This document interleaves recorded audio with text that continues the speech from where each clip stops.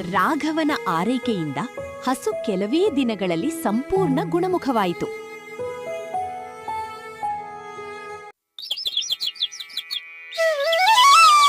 ರಾಘವ ಕಾಡಿನೊಳಗೆ ಹುಡುಕುತ್ತಾ ಹೋದಾಗ ಆ ಹಸು ಒಂದು ದೊಡ್ಡ ಹಳೆಯ ಆಲದ ಮರದ ಬಳಿ ನಿಂತಿತ್ತು. ಅದು ತನ್ನ ಕಾಲಿನಿಂದ ನೆಲವನ್ನು ತೋಡಲು ಪ್ರಾರಂಭಿಸಿತು.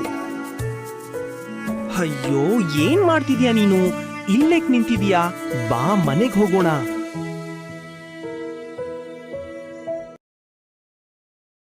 ಬಸವನ ನೋಡಿದ ರಾಘವ ಅದನ್ನು ಕರೆಯಲು ಪ್ರಯತ್ನಿಸಿದ, ಆದರೆ ಅದು ಬರಲಿಲ್ಲ.